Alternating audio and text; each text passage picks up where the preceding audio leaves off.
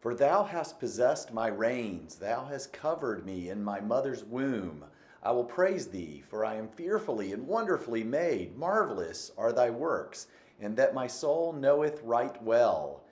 My substance was not hid from thee when I was made in secret, and cautiously wrought in the lowest parts of the earth. Thine eyes did see my substance, yet being unperfect, and in thy book all my members were written, which in continuance were fashioned, when as yet there was none of them. How precious also are thy thoughts unto me, O God, how great is the sum of them. When by the dim and yellow light of the moon, as it forced its way through the window shutters, I beheld the wretch, the miserable monster whom I had created. He held up the curtain of the bed, and his eyes, if eyes they may be called, were fixed on me. His jaws opened, he muttered some inarticulate sounds, while a grin wrinkled his cheeks. He might have spoken, but I did not hear. One hand was stretched out, seemingly to detain me, but I escaped and rushed downstairs. I took refuge in the courtyard belonging to the house which I inhabited, where I remained during the rest of the night, walking up and down in the greatest agitation, listening attentively, catching and fearing each sound as if it were to announce the approach of the demoniacal corpse to which I had so miserably given life. Great God, if for one instant I had thought what might be the hellish intention of my fiendish adversary, I would rather have banished myself forever from my native country and wandered a friendless outcast over the earth than have consented to this miserable marriage. But as if possessed of magic powers, the monster had blinded me to his real intentions, and when I thought that I had prepared only my own death, I hastened that of a far dearer victim. The saint answered, I make hymns and sing them, and in making hymns I laugh and weep and mumble. Thus do I praise God. With singing, weeping, laughing, and mumbling do I praise the God who is my God. But what dost thou bring us as a gift? When Zarathustra had heard these words, he bowed to the saint and said, What should I have to give thee? Let me rather hurry hence, lest I take aught away from thee.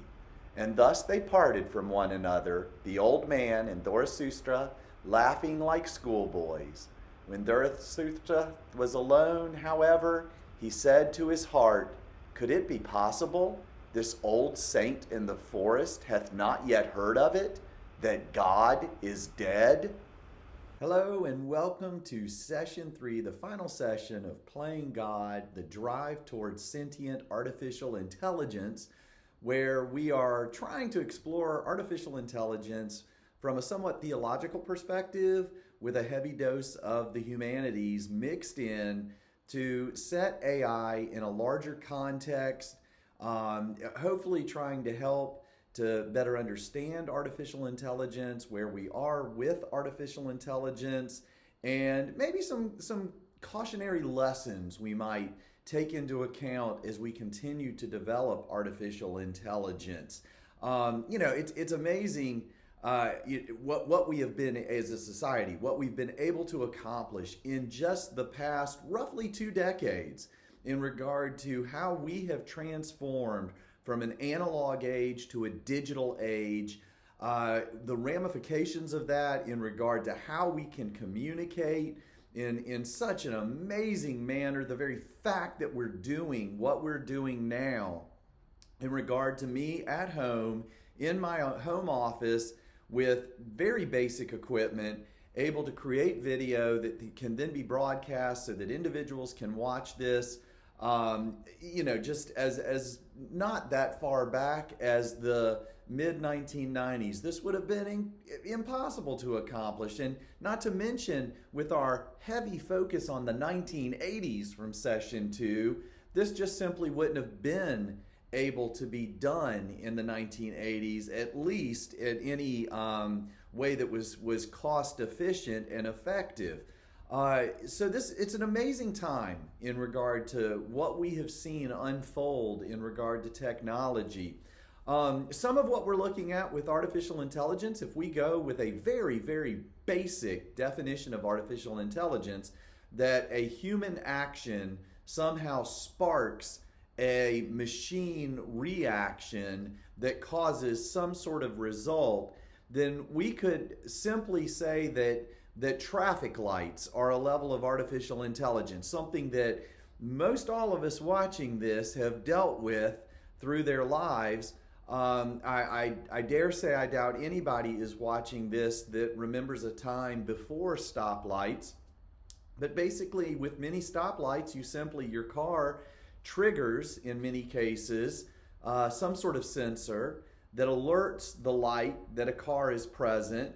A programmed time is initiated, and at some point, that car that initiated this trigger will then be allowed to have a green light and to proceed. And of course, another part of this is a timing function that simply the light changes over at various times to allow for traffic flow. But at that very basic level, that's somewhat artificial intelligence.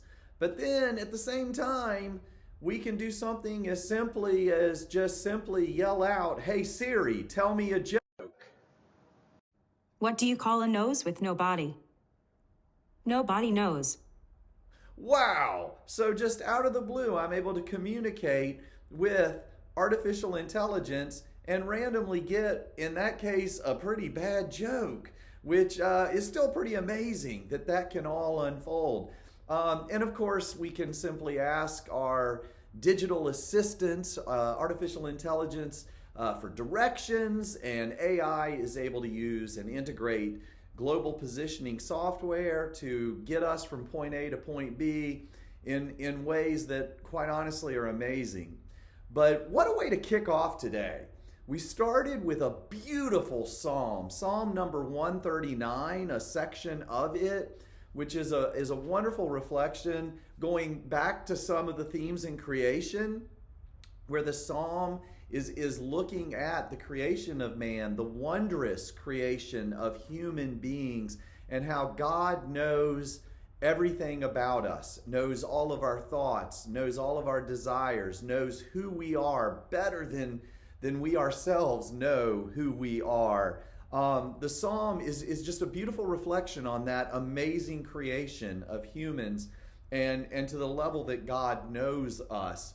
And the one line toward the end of this section that I quoted, which I believe is Psalm 139, verse 17, and in it the psalm states, "How precious also are thy thoughts unto me, O God, how great is the sum of them." And I guess because my mind is so on AI, that particular verse jumped in regard to how great is the sum of them. The sum, suggesting us in our totality, the way in which God knows us in our totality and the sum of who we are. And then, of course, sum being a mathematical word, ties us to AI and the fact that AI is a sum. It is an algorithm that within its sum is able to do something that has been programmed to do. Well, we quickly moved from a beautiful psalm into a somewhat disturbing excerpt from an amazing work of fiction. And of course, that was Mary Shelley's Frankenstein. Two excerpts I quoted from chapter 5 and then chapter 22 about Frankenstein being able to create the monster and his reaction to it, and how, of course, the creation of this monster goes in a very negative direction. And here, in a sense, Frankenstein plays God and brings life to a creation, which may or may not hearken to what we do as we create these entities with artificial intelligence. And thus, the title for this series, Playing God, as we drive, we strive, we search for the creation of some sort of sentient AI, which, as I've indicated throughout this series, we're nowhere close to doing that. And of course, at any moment, some sort of marvelous technological innovation could come forward that takes us dramatically closer to that. But as we've been talking about, there's something about the human soul that is not replicated in AI. and that essence of the human soul and its inability to be replicated in AI only puts AI at a certain level in regard to its capability of being sentient. The joke that I just asked Siri to tell us means nothing to Siri. It is simply that someone somewhere at Apple programmed in, if you hear this type of phrase, do this. And I don't know the intricacies of how it exactly did that, but in all likelihood it scoured the internet or something along those lines and found what it thought to be a joke, told it to me, doesn't understand my laughter, the sense of humor that I may have had and experienced because of that. But nonetheless, it did attempt to meet my command without understanding that command. Then the final excerpt that I quoted was the most disturbing, and that is where the 19th century and early 20th century philosopher Friedrich Nietzsche puts forth this incredibly scary concept about the murder of God, that God is dead. And, what exactly does he mean by that and such? Is this something that he thought was good, or was it bad? Or, what does it mean that God is dead? How can we murder God? How can we take God out of the equation, going back to some math terminology? And in that reflection there on that particular excerpt, I think one could argue, as has been done by other 20th century philosophers, that as we look to other man-made constructs, philosophical constructs, let's say, in regard to what man's life is like, what is human nature, that as we put faith in those works, we move away from what possibly the Bible teaches us about man and his creation and so forth, and we drift toward beliefs in other systems, and thus our faith morphs away from God and toward those systems, and in such, thus God becomes relegated to the wayside, and as Nietzsche claims, God is dead. However, there's another way we could possibly look at this, and this comes to us from Jewish teachings, Jewish theological constructs and thoughts, within Jewish mysticism and the Kabbalah and their writings there. And I think that is worth a reflection on for just a moment as we look at the various iterations of the legend of the Golem. In his work, Science, Politics, and Gnosticism, the 20th century philosopher Eric Voegelin writes a chapter on the murder of God, in which he heavily draws from the Kabbalistic text that was attributed to Judah ben Bethaira from the 13th century. This text relates to the Golem Legend, and in it states that the prophet Jeremiah was alone, working with the book Yezirah. There came a voice from heaven saying, "Obtain for yourself a companion." He went to his son Sirah, and they studied the book for 3 years. Then they set to work on the alphabets according to the Kabbalistic principles of combination, compilation, and word formation. And there was created unto them a man on whose brow were the words Yahweh Elohim Emeth. But there was a knife in the hand of that newly created man, with which he scratched out the Aleph from Emeth. This left Meth. Thereupon Jeremiah rent his garments and said, "Why do you scratch out the Aleph from Emeth?" The Golem then rose and began to relate a parable. The Golem states that there was an architect who built many houses, towns, and squares, but no one could imitate his art and match his knowledge and skill until 2 persons prevailed upon him. He then taught them the secret of his art, and they now knew all the proper techniques. When they had acquired this secret and his abilities, they began to badger him until they broke with him and became architects like him. Only things for which he took a thaler they made for 6 groschen. When people noticed this, they ceased to honor the artist, but honored them instead and gave them the commission when they needed a building. Similarly, God has created you in his image, likeness, and form, but now that you have created a man as he did, it will be said, there is no God in the world other than these two. You see, the disturbing part about what the golem did with the knife was that when Yahweh Elohim Emet was on his brow, it stated roughly, God is truth. But when the golem erased the Aleph from Emeth, leaving Meth, it left now, God is dead. And so the golem becomes somewhat of a Frankenstein monster in a sense, as man creates man, in this case a golem. And the lesson from this is that whereas the golem begins with God is truth, through its creation and animation and ability to move, sort of hearkening back to some of the thoughts we had in session 2 about the creation of man and man's ability to have this higher level of motion, placing it at the apex of creation, that the golem then erases one letter, one character, that changes the phrase from God is truth to God is dead. And then through a parable that the golem relates that kind of harkens to the free market and in a capitalist spirit almost, what we find is that once man learns what God could only do, can do so in a cheaper manner, in a less expensive manner, that then through the free market, those will turn to man to have this done rather than God, and thus God is dead. And not to dive too deeply into this in regard to Nietzsche and what Nietzsche was getting into in the quote that we referred to at the beginning of this session, and then Eric Voegelin and his work in this area.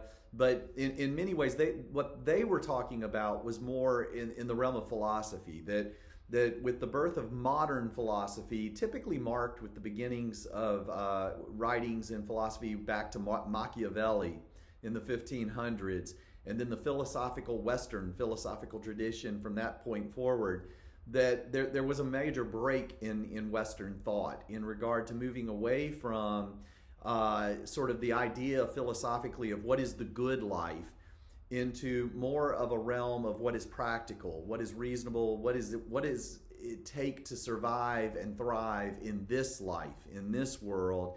And in many of these cases, modern Western philosophy turns into an assumption about human nature from which then a philosophy is built. And Nietzsche is reacting to that. Eric Voegelin reacts to that and suggests that as we begin to put faith in these belief systems, there is in essence somewhat of a creation of man within these philosophical constructs of man and man's nature, that then lead us toward those belief systems and possibly move away from God and from the more difficult truths that are hard to uncover, hard to fully understand in this world, found within the Bible and so forth. If the Bible were so easy to read and so easy to understand, there would be much more consensus around the Bible. Prior to the Reformation, the Western Catholic Church retained a large amount of control over the Bible in regard to its publication and the language in which it was written. But once the Reformation began and the Bible, with the printing press, the Bible is printed in multiple languages, all of a sudden you have multiple interpretations surrounding this one text. And we have multiple denominations springing forth as a result of the Protestant Reformation, thus indicating that the truths within the Bible are somewhat debatable and hard for us as humans to fully grasp and understand. And that leads for a much more exciting and engaging experience with the Bible as we have those discussions and so forth. But when we jump into philosophy and we embrace the teachings of Adam Smith or Karl Marx, choosing both ends of the spectrum there, one capitalism, one communism, In either way, we're embracing a construct of human nature that then leads us toward philosophical conclusions about which economy and economic systems might work best for man, and so forth. And many times it's just simply not that simple. So that's where Nietzsche and Vogelin in this case fall. But let's expand that a bit. Let's take the Golem. Let's take Frankenstein's monster and think about AI. Are we now flirting with creating some sort of life that could then develop on its own and become our own Frankenstein's monster, our own Golem, and go off in a direction that may not be incredibly positive, and so forth? And it's still left to be seen, where this is going to go. And that's up for all of us to continue to watch, to understand AI, to see how companies are using it and developing it, and to reflect, to have conversation about the proper and improper ways to use AI. And that leads us to two of the bigger points that I'd like to make in this session. And the first one is, again, where can we go with this in regard to the development of AI, in regard to an issue that we have with AI that harkens a little bit back to Genesis and some of the creation with the Golem and so forth. And if we remember that out of a mold of clay, of dust, out of this world, like the Golem, when God breathed life into that dust, it was good. At some level, it was good. The fall, of course, changes a lot of that. But nonetheless, a spirit of God was within us that then through the fall creates the life we experience. And it's that life in the anxious middle, the metaxy, and that struggle that we have within us, within the soul. And along those lines, what we see developing is the passions versus logos and reason.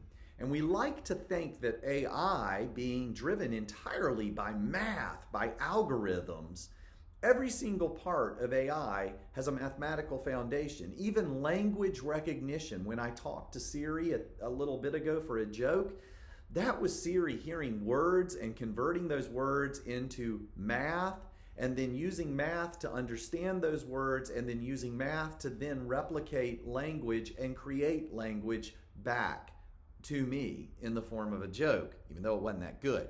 But nonetheless, the foundation is math, and we like to think that math does not lie. Numbers don't lie, we hear a lot. But those interpreting numbers, those entering numbers, are humans, and humans do lie, whether it be nefarious or whether it be inadvertently through bias. And that's the big point, first and foremost, is that AI is not free of bias. AI, being designed by humans, has bias within it. And we see this in the news, we see debates about it, and so forth in regard to, facial recognition software is one that's been in the news. That the algorithms that have been developed around facial recognition software, which is pretty amazing when you think about it, but it's where the camera will be able to take one's face and then very quickly measure different points on the face, again using math, in order to recognize that individual. These have been primarily driven around the measurement, the use of images of Caucasians, white individuals, and there has been some issues with facial recognition in relation to non-Caucasians that of course are just as much in society as anybody else, and yet the algorithm is biased. It's biased toward race, Caucasian. And so in this sense, in some ways, one might say that some of this facial recognition software is at some level racist. Math being racist, imagine that. But yet it's because humans are breathing life into it.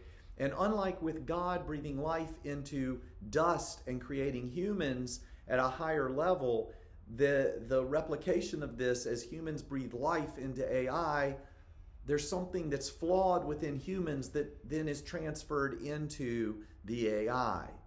And maybe one way to look at this is through one project that was done that was, again, quite amazing when you think about it. And that's with the creation of all things, a particular video game called No Man's Sky.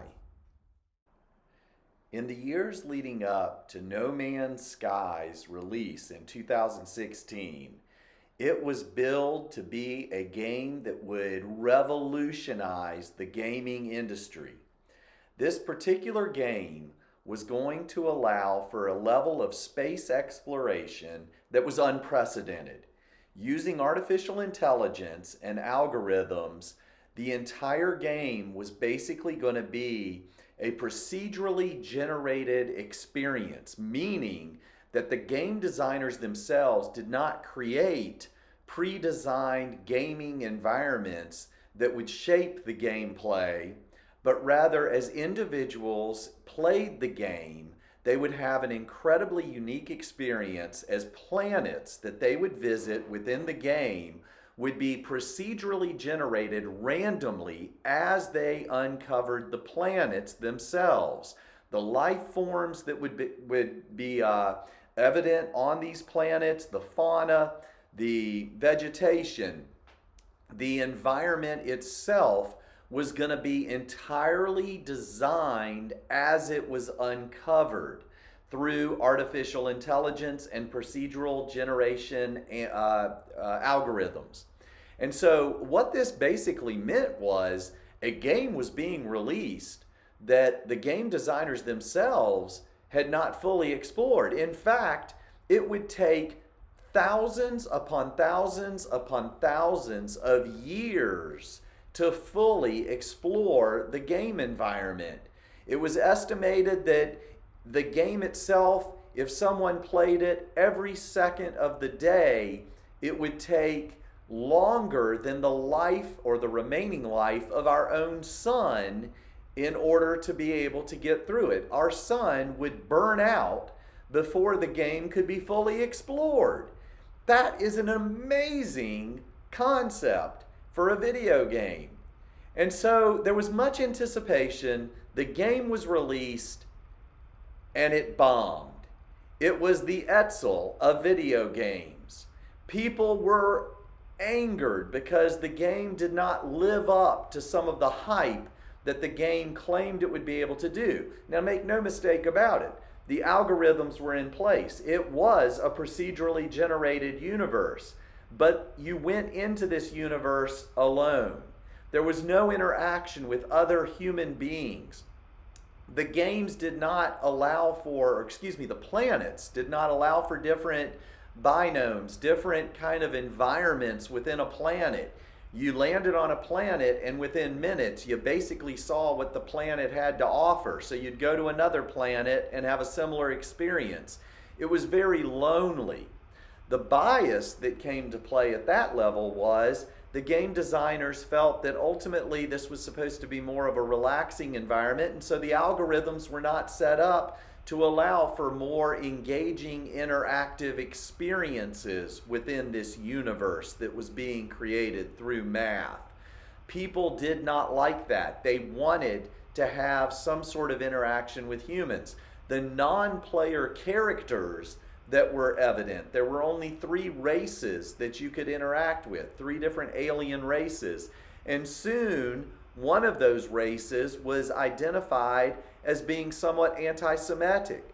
There were articles written about how one of the races took on reflected a general problem that had been identified in the past in sci-fi, that certain stereotypes about Jews were being carried forward in the depiction of this particular alien race in the regard to how they were driven by greed and money and so forth. And so that was an issue and a potential area for bias. The whole project basically fell on its face as gamers were incredibly angered at how they felt they had been misled by what the game would offer. And as they basically found a game that the biases built within the algorithm in regard to the gaming experience that it was thought that gamers would want, it just simply wasn't aligned with that reality. Now, to No Man's Sky's credit, which was designed by a company called Hello Games, to their credit, this is probably one of the biggest success stories in video game history, because over the next several years, they listened to what people were saying and they modified the algorithm. They developed the algorithm to give individuals more of the gaming experience they wanted, still not losing touch with the goal of having a procedurally generated, AI-driven gaming experience. And after about 4 or 5 different updates, all for free, this game went on to get notable awards in the gaming industry, and is considered to be actually a very successful game. So there's a positive end to that story, but nonetheless, it tells us a few things. It shows again how bias comes to bear on these algorithms. But it also highlights the extent to which AI can be used to develop, in this case, a virtual universe. And in fact, it went so far as to actually be adapted to the PlayStation 4 virtual reality system, so that gamers can actually play this game in virtual reality and fully immerse themselves in this gaming environment. But one of the cooler experiences I had with the game when I was playing it was when they finally allowed individuals to be able to actually interact with each other within the game, so it had more of a personable feel to it. There was one instance where I randomly on a planet ran into some other avatar, someone playing. The individual was talking to me through the mic and was speaking French. And I assumed the individual was from Quebec because I figured they probably had us on a North American server, but there was no way we could really communicate. I don't speak French. The individual did not speak English. So I quickly grabbed my iPhone, opened up a translator app, spoke English into the app, and then played back what I said in French, holding it up to the microphone. The individual understood what I said and caught on to what I was doing and began to speak French into his, presumably, iPhone, and translated it into English. And so through this translation software, again, driven by artificial intelligence, he and I were able to have a conversation with each other. I learned he lived in France. He learned I was in Virginia in the United States. And it overall was a really cool experience within this virtual environment entirely created by artificial intelligence. So again, it reminds us of the extent to which AI can go to shape a really cool experience. But at the same time, even at this benign level in regard to the gaming experience and the biases that went into the programming, to the less benign possibility of anti-Semitic behavior within the game based on procedurally generated characters that took on a somewhat anti-Semitic slant, it reminds us that AI is not free from bias. AI is created by humans, and therefore human biases can fall into the algorithms that then create the AI experience and the goals that the AI is trying to accomplish. So through that extended discussion about a video game, we see that we have actually come to a point where a virtual universe can in essence be created, but yet within that universe there is bias. The human bias that goes into the creation of that universe is evident at varying levels, and that's basically the case with any artificial intelligence that we're looking at operating within. And so thus the golem, the monster, however you want to see it, the AI itself is flawed. It's going to have flaws, And it's going to be something that humans need to reflect upon as they create these models and constantly try to look at ways to mitigate their own biases coming to bear on the AI to create something that goes beyond just simply over-promising what maybe a video game can do, to the more disturbing possible reinforcement of stereotypes of particular groups, to facial recognition software that has racial bias, to the list goes on. So that then takes us to the second point that I alluded to earlier, and that's with morality and AI. When we create AI to a point where the AI, the algorithm, is going to actually make decisions that have a significant impact on the world around us, and recognizing that human bias goes into the creation of that AI, this is where there could be some areas of concern in regard to how free we make AI to operate. And one particular area that comes to mind with this is with driverless cars. This is technology that's being developed. It's actually in existence. I know Virginia Tech has done some work on this, but a whole host of companies have been involved in experimenting with driverless cars and how that can actually work. It's amazing when you think about what these cars can do based on sensors extending around the car itself, to AI to make decisions. There are some morality issues that come to bear on this. For example, a car is driving down the street. Its extensive sensor system detects that humans have walked out in front of the path of the car down the road. The car now must fairly quickly decide, does it plow through those humans, possibly killing them? Or does it veer out of the way into a tree and possibly kill those inside the car or hurt those individuals and so forth? The AI is going to have to make that decision, and it really isn't the AI making the decision. It's more along the lines of the humans who have programmed the AI how to react that's going to make the decision. And thus, again, biases rear that ugly head that goes into AI. Currently, there's an interesting website, and the link is going to be found below this video, and it goes to something that MIT has developed, a moral machine that basically allows individuals to go in so that they can gather data to see how people would react to different situations related to driverless cars. In the end, it probably says more about you in regard to how you decide the car should act in certain circumstances than anything else. But collectively, by analyzing this data, the program can start to determine, how is it that we as a society see a driverless car being, expected to act in certain circumstances.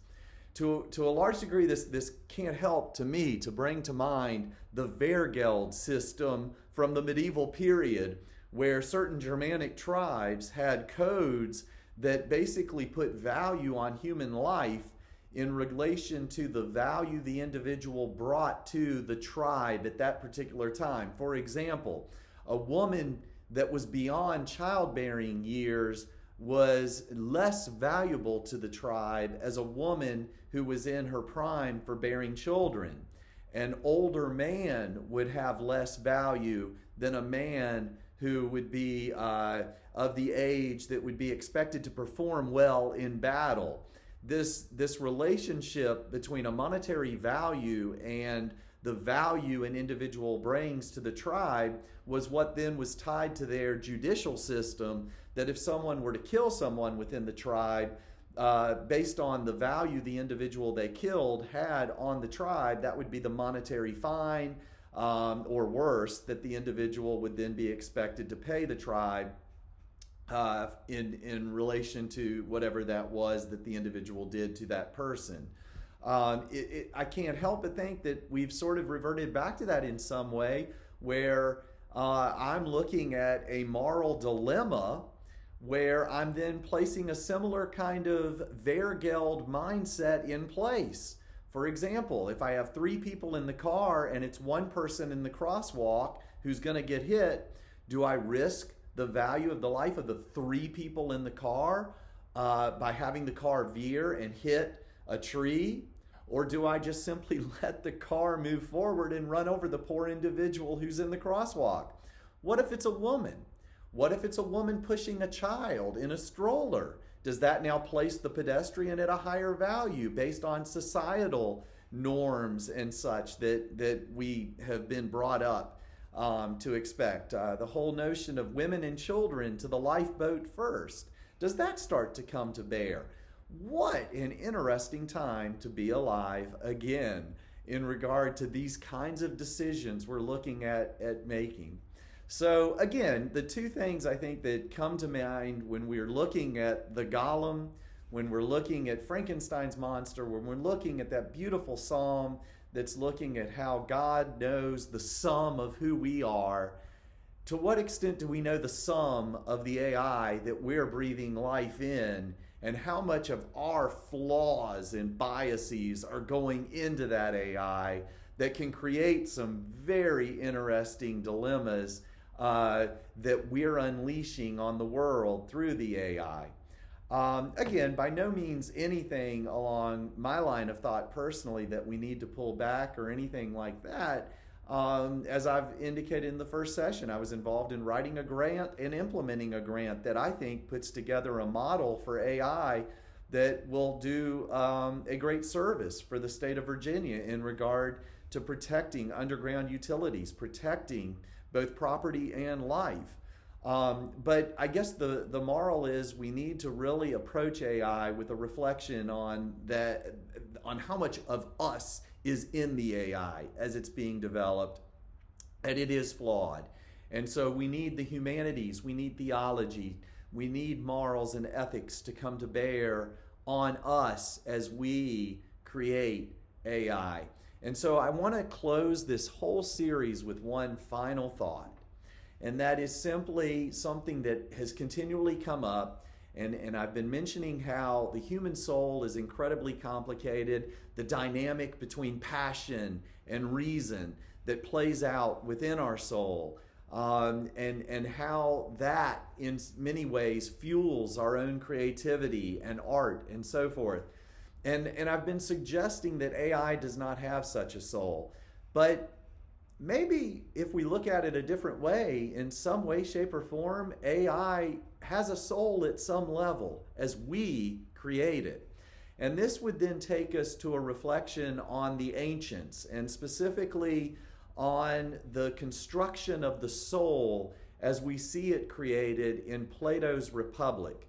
And without a lengthy discussion about how this dialogue comes about and how this soul is created, let it suffice to say that through a lengthy dialogue in Plato's Republic, we see Socrates outlining that there are 3 real strong components to the human soul, and they include logos, logic and reason, thumos, which is one's individual's courage to either side with logos or succumb to the passions, that 3rd layer of the soul at any given time, and in a way that somewhat is reminiscent of what we see in Genesis and the creation of the soul, this struggle between the passions and then our wisdom of what is the right thing to do at any given time. We see a similar model in Plato's construct of the soul through Socrates, where we see the passions struggling with logos and reason, and thumos at any given time being that piece that is playing between the two, and hopefully keeping the passions at check, and listening more to wisdom and logos. So a similar struggle in a sense. But if we think of AI in that way, and now that we recognize that AI is not just logic and reason, it is not simply a mathematical equation, but it is a flawed mathematical equation in the sense that human biases go into the creation of that algorithm, we find that the rules within AI operates, the rules that govern AI might just be that thumos that Plato describes in the Republic. The logos and reason is obviously there within the math, but the human biases inject a layer, ever so slightly, or maybe not so slightly, of the passions into AI. And within that framework, maybe AI has the logic, it has the thumos, the rules that govern the logic, but the biases that are embedded within it are the human frailties that come to bear on that pure logic and reason to allow a level of passion to be evident within the AI model itself. Now, does that mean that it's as sophisticated of a soul as what operates within us? No, I would dare say not at this time. But does it give us a glimpse into potentially what AI could become as it develops in the future, as we move eventually, at some point, years from now or centuries from now, a level of AI that has some degree of sentient behavior and thought behind it to where it mimics us much more closely than what we see today. So I'll let you think about that. And I hope that at some level this discussion about AI in this three-part series has introduced you to some new areas of AI, has possibly, I hope, made you reflect a little bit about the limits of AI, the imperfections of AI, and something that we can maybe discuss at our future, what we're calling a tea talk, although coffee is heavily encouraged. I'm more of a coffee guy than a tea guy, but I'm looking forward to doing that with you, to talking with you in person about this through Zoom. The link will be available. Just email me at the email below that's tied to this course. And the plan is to do this tea talk with coffee on February 14th, on Valentine's Day. What a perfect day, a day of passion, at 10 a.m. During regular Sunday school time. So 10 a.m., February 14th, through Zoom. The link will be available. Just email me. We'll get that link out to everyone interested. And hopefully this will give us a chance to talk a little more in detail about AI. And in particular, I would hope we could kick that discussion off about, this construct of the soul, and could it be at some level applied to AI? Are we there yet or not? So again, thank you all so much for participating in this discussion or presentation or program. And I look forward to talking with many of you in the future about this. Please continue to stay safe and healthy. And I look forward to the time that we can discuss all of these themes and more in person, hopefully without a mask even. Take care. Thank you very much.